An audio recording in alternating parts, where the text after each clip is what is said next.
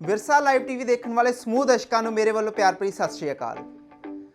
ਅੱਜ ਕੱਲ੍ਹ ਅਸੀਂ ਦੇਖਦੇ ਹਾਂ ਕਿ ਕਿਸੇ ਵੀ ਪੰਜਾਬੀ ਨੌਜਵਾਨ ਮੁੰਡੇ ਕੁੜੀ ਤੋਂ ਪੁੱਛਿਆ ਜਾਵੇ ਕਿ ਤੁਸੀਂ ਆਪਣੇ ਫਿਊਚਰ ਦੇ ਵਿੱਚ ਕਰਨਾ ਕੀ ਹੈ, ਤੁਹਾਡੀ ਫਿਊਚਰ ਪਲੈਨਿੰਗ ਕੀ ਹੈ, ਤਾਂ ਸਭ ਤੋਂ ਇਹੀ ਸੁਣਨ ਲਈ ਮਿਲਦਾ ਕਿ ਮੈਂ ਤਾਂ ਬਾਹਰ ਜਾਣਾ ਹੈ, ਬਾਹਰ ਜਾ ਕੇ ਆਪਣੇ ਸੁਪਨਿਆਂ ਨੂੰ ਸਾਕਾਰ ਕਰਾਂਗਾ ਤੇ ਆਪਣੀ ਲਾਈਫ ਨੂੰ ਸੈੱਟ ਕਰਾਂਗਾ।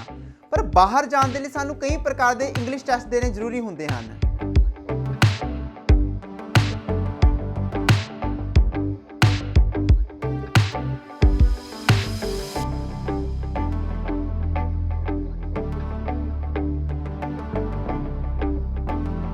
इन्हां इंग्लिश टैसट के राही साडी इंग्लिश के कमांड ਨੂੰ चैक किया जाता है, पर ज़्यादातर पंजाबी नौजवान गलत कोचिंग इंस्टीट्यूट चूज कर लेंदे हन, जिस करके वो फेल हो जाते हैं, अपनी हिम्मत हार जाते हैं तो बाहर जाने का इरादा कैंसल कर देंदे हन।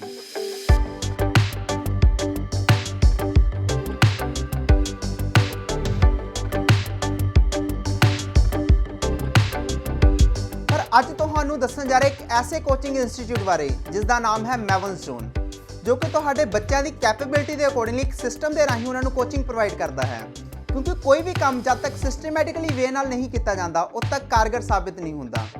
System stands for save your self time energy and money, भाव किसी भी काम नूं इस तरीके नाल करना जिस दे नाल तुहाडा टाइम एनर्जी ते मनी किसी का भी नुकसान ना हो।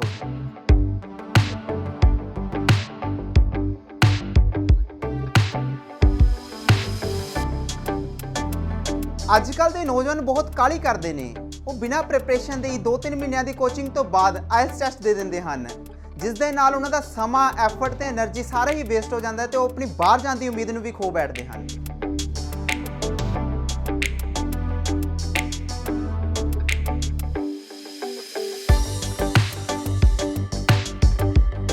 पर मैवनस्टोन एक ऐसे फॉर्मूले ते काम कर रहा है जिस नाल कोई भी स्टूडेंट बहुत ही आसानी के नाल इन्हां इंग्लिश टैसट नूं क्लीयर कर सकता है। मैवनस्टोन के MD मिस्टर मनिंदरजीत सिंह चीमा उस फॉर्मूले के सीक्रेट्स बारे कुछ दस रहे हैं, तुसीं भी देखो ये वीडियो।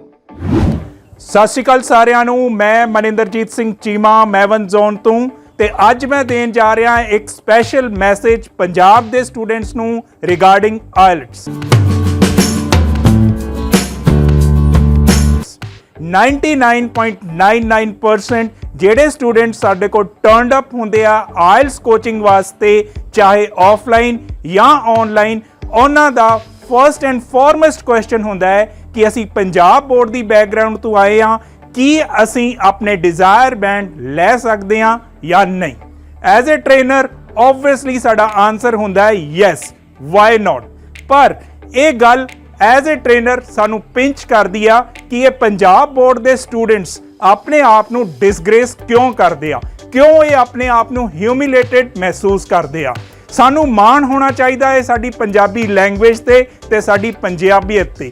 ਅਸੀਂ ਆਪਣੇ ਆਪ ਨੂੰ ਅੰਡਰ ਐਸਟੀਮੇਟ ਕਰ ਰਹੇ ਹਾਂ, ਸਾਨੂੰ ਆਪਣੀਆਂ ਸਟਰੈਂਥਸ ਦੇ ਉੱਤੇ ਫੋਕਸ ਕਰਨਾ ਚਾਹੀਦਾ ਹੈਗਾ। ਜੇ ਅਸੀਂ ਆਪਣੇ ਇਤਿਹਾਸ ਵੱਲ ਵੇਖੀਏ ਤੇ ਅਸੀਂ ਇਤਿਹਾਸ ਉਹ ਰਚੇ ਨੇ ਜਿਹੜੇ ਕਰਨਾ ਤੇ ਬੜੀ ਦੂਰ ਦੀ ਗੱਲ ਲੋਕੀ ਸੋਚ ਵੀ ਨਹੀਂ ਪਾਉਂਦੇ। ਸਾਡੇ ਕੋਲ ਪ੍ਰਤੱਖ ਮਿਸਾਲ ਹੈ ਚਮਕੌਰ ਦੇ ਯੁੱਧ ਦੀ, ਜਿਹਦੇ ਵਿੱਚ 40 ਸਿੰਘਾਂ ਨੇ ਧੂੜ ਚਟਾਈ ਸੀਗੀ 10 ਲੱਖ ਮੁਗਲਾਂ ਨੂੰ। ਉਹ ਸਾਨੂੰ ਅੰਡਰ ਐਸਟੀਮੇਟ ਕਰ ਚੁੱਕੇ ਸੀਗੇ ਤੇ ਗੁਰੂ ਪਾਤਸ਼ਾਹ ਨੇ ਫਰਮਾਇਆ 1.25 लाख से एक लड़ाऊं, चिड़ियों से मैं बाज तड़ाऊं, तबे गोबिंद सिंह नाम कहाऊं। नॉट ओनली करेज ते कन्विक्शन, गुरु गोबिंद सिंह जी ने सानू कलम की पावर भी दसी है। ਉਹ ਬਾਦਸ਼ਾਹ ਜਿਹੜਾ ਆਪਣੇ ਆਪ ਨੂੰ ਹਿੰਦੁਸਤਾਨ ਦਾ ਇੱਕ ਅਜ਼ੀਮੋ ਸ਼ਾਨ ਸ਼ਹਿਨशाह ਸਮਝਦਾ ਸੀਗਾ, ਜ਼ਫਰਨਾਮਾ ਪੜ੍ਹ ਕੇ ਜਿੰਦਾ ਹੀ ਖਤਮ ਹੋ ਗਿਆ। ਤੇ ਅਸੀਂ ਕੀ ਸੋਚਦੇ ਪਏ ਹਾਂ ਕਿ ਅਸੀਂ ਆਇਲਸ ਨਹੀਂ ਕਰ ਸਕਦੇ। ਇਹ ਸਾਰੀਆਂ ਗੱਲਾਂ ਬੇਬੁਨਿਆਦ ਨੇ। ਆਇਲਸ ਨੂੰ ਕਲੀਅਰ ਕਰਨ ਵਾਸਤੇ ਮੈਂ ਤੁਹਾਨੂੰ ਦੇ ਰਿਹਾ 3D ਫਾਰਮੂਲਾ। ਇਹਦੇ ਵਿੱਚ ਤੁਸੀਂ ਧਿਆਨ ਰੱਖਣਾ ਹੈ 3 Ds ਨੂੰ। ਪਹਿਲੀ D ਡਿਜ਼ਾਇਰ, ਤੁਹਾਡੀ ਕੀ ਇੱਛਾ ਹੈਗੀ ਆ।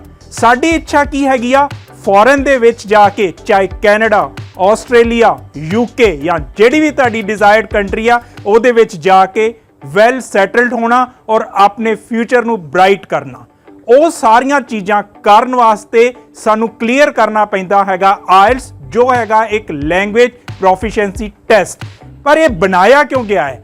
ਇਹਦਾ ਬਣਾਉਣ ਦਾ ਕਾਰਨ ਇਹ ਹੈਗਾ ਹੈ ਕਿ ਨਾਟ ਓਨਲੀ ਕਿ ਤੁਹਾਨੂੰ ਉੱਥੇ ਕਾਲਜ ਐਡਮਿਸ਼ਨ ਵਾਸਤੇ ਆਇਲਸ ਜ਼ਰੂਰੀ ਹੈ, ਤੁਸੀਂ ਉੱਥੇ ਜੌਬ ਕਰਨੀ ਆ ਔਰ ਬਾਅਦ ਦੇ ਵਿੱਚ ਉੱਥੇ ਸੈਟਲ ਕਰਨਾ ਹੈ। ਅਗਰ ਤੁਹਾਡੀ ਲੈਂਗੁਏਜ ਦੀ ਪ੍ਰੋਫੀਸ਼ੀਐਂਸੀ ਵਧੀਆ ਹੋਊਗੀ ਤੇ ਤੁਹਾਨੂੰ ਅੱਗੇ ਕਦੀ ਵੀ ਕੋਈ ਪ੍ਰੋਬਲਮ ਨਹੀਂ ਆਊਗੀ।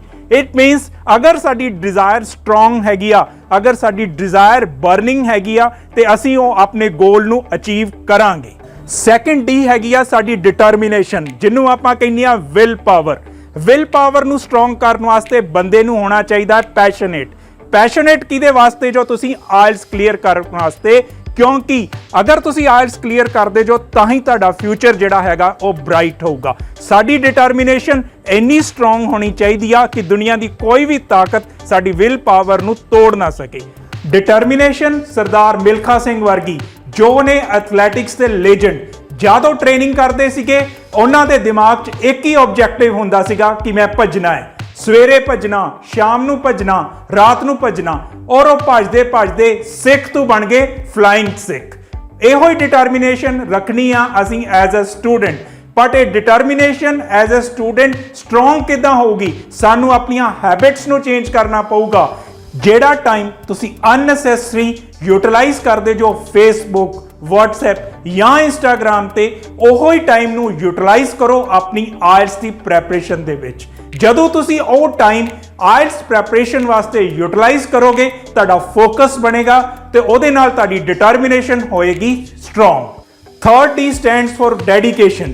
ਡੈਡੀਕੇਸ਼ਨ ਕੀ ਹੈ? It includes your planning part. ਜਦੋਂ ਅਸੀਂ ਇੰਸਟੀਚਿਊਟ ਜੁਆਇਨ ਕਰਦੇ ਆ ਜਾਂ ਆਨਲਾਈਨ ਜੁਆਇਨ ਕਰਦੇ ਆ, ਸਭ ਤੋਂ ਪਹਿਲਾਂ ਸਾਨੂੰ ਇਹ ਅਵੇਅਰਨੈਸ ਹੋਣੀ ਚਾਹੀਦੀ ਆ ਕਿ ਜਿਹੜੇ ਅਸੀਂ ਡਿਜ਼ਾਇਰਡ ਬੈਂਡਸ ਲੈਣੇ ਆ ਉਹਨਾਂ ਨੂੰ ਲੈਣ ਦਾ ਕੀ ਪੈਰਾਮੀਟਰਸ ਹੈਗਾ ਜੋ ਪ੍ਰੈਸਕ੍ਰਾਈਬ ਕੀਤਾ ਹੈ ਬ੍ਰਿਟਿਸ਼ ਕਾਉਂਸਲ ਜਾਂ IDP ਨੇ। ਜਦੋਂ ਤੁਹਾਡਾ ਫਸਟ ਡੇ ਹੋਊਗਾ ਤੁਸੀਂ ਦੋ ਚੀਜ਼ਾਂ ਦੀ ਮਦਦ ਲਓਗੇ। ਪਹਿਲੀ ਗੱਲ ਤੁਹਾਡੇ ਮੈਂਟਰਸ, ਦੂਸਰਾ ਸਬਜੈਕਟ ਮੈਟਰ। ਤੁਸੀਂ ਆਪਣੇ ਮੈਂਟਰ ਨੂੰ ਜਾ ਕੇ ਇਹ ਟੈਸਟ ਦਿਓ ਕਿ ਮੇਰੇ 'ਚ ਕਿਹੜੀਆਂ ਵੀਕਨੈਸ ਨੇ। ਜਦੋਂ ਉਹ ਤੁਹਾਨੂੰ ਅਸੈਸ ਕਰਨਗੇ, ਤੁਸੀਂ ਬਣਾਣੀ ਹੈ ਇੱਕ ਲਿਸਟ, ਔਰ ਲਿਸਟ ਹੋਣੀ ਚਾਹੀਦੀ ਹੈ ਤੁਹਾਡੀ module wise. For example speaking, ਮੇਰਾ ਐਕਸੈਂਟ ਵੀਕ ਹੈ, ਮੇਰੀ ਫਲੂਐਂਸੀ ਦੇ ਵਿੱਚ ਪ੍ਰੋਬਲਮ ਹੈਗੀ ਆ, ਮੈਨੂੰ ਕਿਤੇ ਨਾ ਕਿਤੇ ਹੈਜ਼ਿਟੇਸ਼ਨ ਆ। ਲਿਸਨਿੰਗ, ਮੈਨੂੰ ਕਿਤੇ ਨਾ ਕਿਤੇ ਇਹਨਾਂ ਦੇ ਐਕਸੈਂਟ ਨਹੀਂ ਸਮਝ ਆ ਰਿਹਾ, ਮੈਨੂੰ ਵਰਡਸ ਦੇ ਸਪੈਲਿੰਗ ਦੇ ਵਿੱਚ ਪ੍ਰੋਬਲਮ ਆ।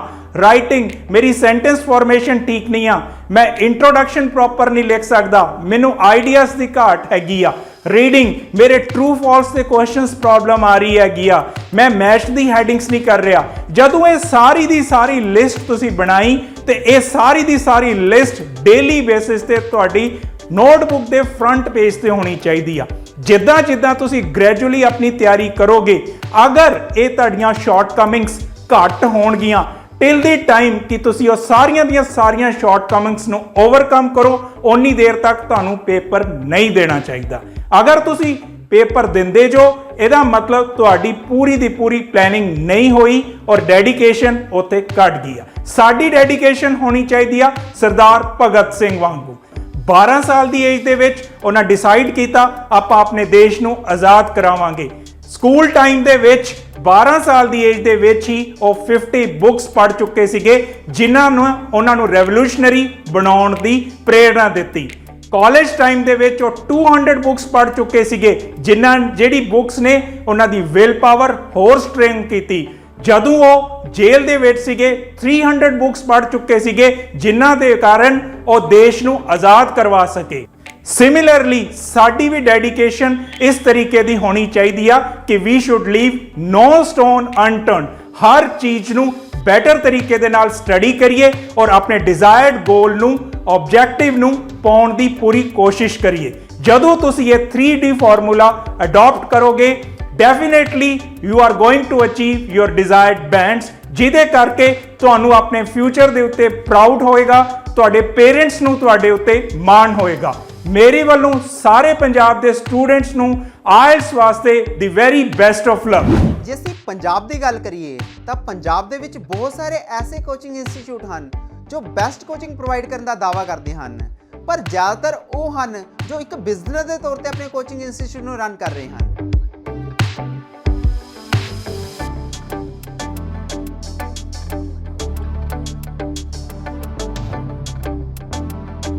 ਪਰ ਕੁਝ ਐਸੇ ਇੰਸਟੀਚਿਊਟ ਵੀ ਹਨ ਜੋ ਬਹੁਤ ਵਧੀਆ ਕੋਚਿੰਗ ਪ੍ਰੋਵਾਈਡ ਕਰਦੇ ਹਨ, ਪਰ ਉਹਨਾਂ ਦੀ ਗਿਣਤੀ ਬਹੁਤ ਘੱਟ ਹੈ। ਜੇ ਮੈਂ ਗੱਲ ਕਰਾਂ ਮੈਵਨਸ ਜ਼ੋਨ ਦੀ ਤਾਂ ਮੈਵਨਸ ਜ਼ੋਨ ਇੱਕ ਐਸਾ ਇੰਸਟੀਚਿਊਟ ਹੈ ਜਿੱਥੇ ਸਟੂਡੈਂਟ ਨਵੀਂ ਟੈਕਨੀਕਸ ਤੇ ਨਵੇਂ ਫਾਰਮੂਲੇ ਦੇ ਨਾਲ ਕੋਚਿੰਗ ਲੈ ਸਕਦੇ ਹਨ।